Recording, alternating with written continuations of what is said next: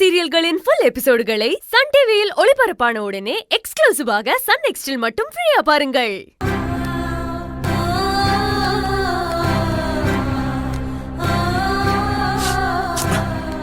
டேய் மூர்த்தி, ஏன்டா இப்படி அவசரப்பட்டுட்ட? அவன் தான் சின்ன பையன், விவரம் தெரியாம ஏதோ பேசிட்டு போறான்னு விடாம அவங்கிட்ட போய் கைய ஓங்கிக்கிட்டு என்னடா மூர்த்தி இப்படி முரட்டுத்தனமா நடந்துக்கிற? ராஜலட்சுமி கல்யாணத்துக்கு வர மைண்ட்ல தான் இருந்தா. சும்மா ஒரு பேச்சுக்கு கோவப்பட்டு பேசினாலே தவிர கல்யாணத்துக்கு வரக்கூடாதுன்னு அவளுக்கு எந்த எண்ணமும் கிடையாது. அதுக்குள்ள நீயும் அவசரப்பட்டுட்ட. இல்ல பெரியப்பா, அவன் ஏதோ பேசினா, அதோட திட்டினா, பத்திரிக்கை காலில் போட்டு கூட மிதிச்சான். ஆனா அபசகுணமா கயல் கழுத்துல தாலி ஏறினாலும் அது நிலைக்காதுன்னு அபசகுணமா சொன்னா பாருங்க. அதை கேட்டுதான் என்னோட மனசு இன்னும் வலிக்குது பெரியப்பா. சரி விடுறா. இங்க பாரு, மனோஜ் ஒன்னும் சோத்துக்கு சிங்கி அடிச்சு உன்ன மாதிரி கயல் மாதிரி வளர்ந்தவன் இல்ல. அவன் பார்ன் வித் சில்வர் ஸ்பூன், பணக்கார குடும்பத்து பையன். அவனுக்கு மானம் சூடு சொரணம் வெக்கமல்ல நம்மளை விட 100 மடங்கு அதிகமா தான் இருக்கும். யாரா இருந்தாலும் நீயா நானா பாத்துருவான்னு வாடா போடான்னு ஏட்டிக்கு போட்டியா தான் நிப்பான். இவ்வளவு ஏன், பாக்கெட்ல ஒரு 1000 ரூபாய் இருந்தாலே நம்ம ஆளுங்க சில பேரு பழசையே மறந்துடுறாங்க. அவன்லாம் எத்தனை கோடிக்கு அதிபதி, அப்படிதான்டா இருப்பான். அதையெல்லாம் நாம தான் கண்டுக்க கூடாது. சரி பெரியப்பா, இங்க நடந்தது எதையும் கையில் கிட்ட சொல்லிடாதீங்க. அவளுக்கு தெரிஞ்சா இத பெரிய பிரச்சனையா மாத்திடுவா. கல்யாண நாள் வேற நெருங்கிட்டு இருக்கு. இந்த நேரத்துல எதையும் நீங்க பெருசு பண்ண வேண்டாம் பெரியப்பா. உங்க கால்ல விழு. என்னடா நீ, இதையெல்லாம் நான் ஏன் போய் சொல்ல போறேன்? நான் என்ன அந்த மாதிரி ஆளா? சரி கண்ணை கசக்கிக்கிட்டு இங்கே நிக்க வேண்டாம், கிளம்புங்க. வாடா வா. போ.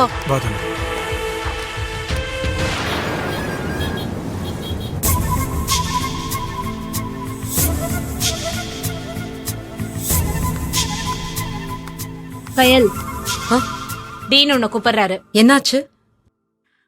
அந்த ஆயா கதெல்லாம் எனக்கு தெரியாது. கூப்பிட சொன்னாரு, கூப்பிட்டேன். போய் பாக்குறதும் பாக்காததும் உன் இஷ்டம்.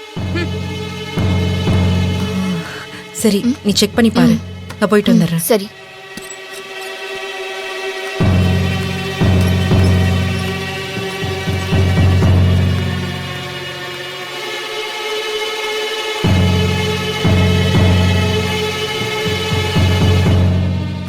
May come in sir?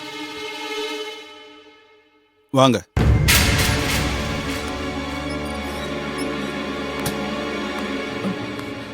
Sir கூப்பிட்டீங்களா? ஆமா கயல், உங்ககிட்ட சில விஷயங்களை டீட்டெயிலா பேச வேண்டியிருக்கு.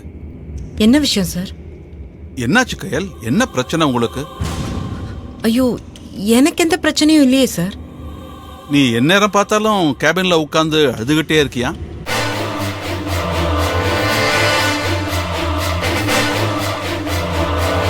அது உண்மைதானே? அப்புறம் ஏன் கௌதமியை பார்த்துக்கிட்டு இருக்கீங்க? நான் இல்லாத நேரத்தில் ஸ்டாஃப்ஸ் எல்லாம் ஒழுங்கா ஒர்க் பண்றாங்களான்னு ரிப்போர்ட் பண்ண வேண்டியது அவர் கடமை. ஆஸ் அ டாக்டரா அவரோட வேலையை அவர் கரெக்டா தான் பார்த்துக்கிட்டு இருக்காரு. ஆனா நீங்க ஒரு நர்ஸா சமீப காலங்களில் நீங்க ஒழுங்கா இல்லை.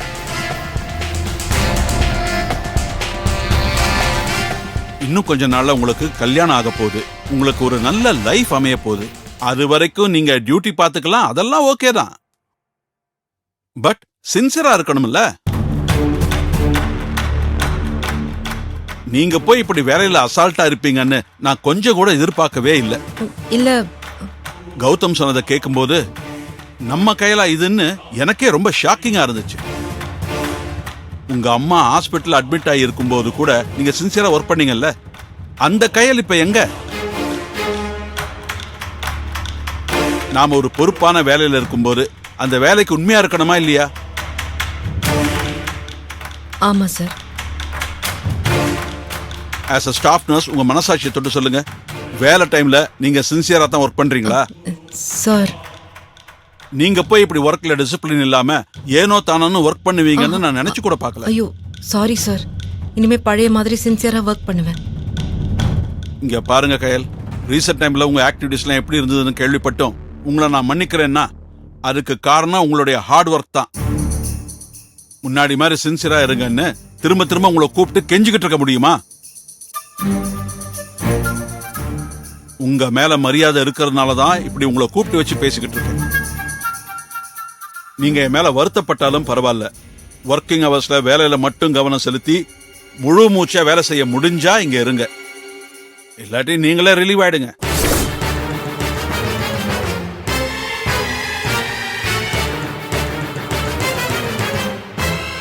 இன்னைக்கு விட்டா நாளைக்கு பாத்துக்கலாம்னு இருக்கிற வேலை இல்ல இது. அந்தந்த நாள்ல அந்தந்த நொடியில செய்யற வேலை இது.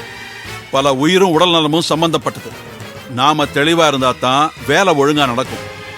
உங்க பர்சனல் ப்ராப்ளத்தை நினைச்சு அழுதுகிட்டே இருந்தீங்கன்னா ஒர்க்கிங் ஹவர்ஸ்ல எப்படி ஒர்க்ல கான்சென்ட்ரேட் பண்ணுவீங்க? ஒவ்வொரு நொடியும் நம்ம பேஷண்ட் மேல மட்டுமே கவனத்தை செலுத்தி அவங்கள பாத்துக்கணும். இங்க வரவங்களாம் நம்மள நம்பித்தானே வராங்க. அவங்களுக்கு நாம தானே பொறுப்பு. ஆமா சார். நீங்க சீஃப் நர்ஸ், நீங்களே இப்படி கேர்லெஸ்ஸா இருக்கிறது எனக்கு கொஞ்சம் கூட பிடிக்கல கயல். இனிமே இப்படி எல்லாம் பண்ணாதீங்க. இதுதான் உங்களுக்கு லாஸ்ட் வார்னிங். Sorry sir. ஏய் கயல், இனி கிடைக்கிற கேப்ல எல்லாம் உனக்கு ஆப் அடிச்சுக்கிட்டே இருப்பேன். அடுத்து உங்க மேல ஏதாவது கம்ப்ளைண்ட் வந்தா நான் சொல்றதுக்கு முன்னாடி நீங்களே இங்க இருந்து ரிலீவ் ஆயிடணும். Sure sir. இனிமே இப்படி எதுவும் கம்ப்ளைண்ட் வராம நான் பாத்துக்கிறேன் sir.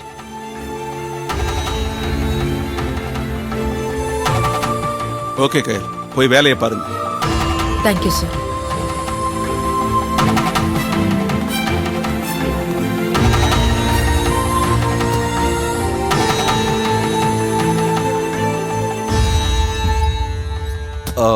Excuse me sir. Okay Gautham. Thank you sir. Kayal, Kayal, நில்லு கயல். ஏய் கயல், ஏய் கயல், கயல் ஒரு நிமிஷம் இரு. நில்லு கயல். என்ன காதுல வாங்காத மாதிரி போய்கிட்டே இருக்க? இப்பவும் உனக்கு அவ்வளவு திமிரா? இந்த கௌதம உனக்கு பிடிக்காம இருக்கலாம், அவன்கிட்ட எதுக்கு கை கட்டி நிக்கணும்னு கூட நினைக்கலாம். ஆனா ஒரு நர்ஸா எனக்கு நீ அடி பணிஞ்சுதான் போய் ஆகணும். அப்படி நீ அடி பணிஞ்சு போலன்னு வச்சுக்கேன், இப்படிதான் டீன் கிட்ட அடிக்கடி திட்டு வாங்க வேண்டியதா இருக்கும். என்ன உனக்கு இந்த டீல் ஓகேவா?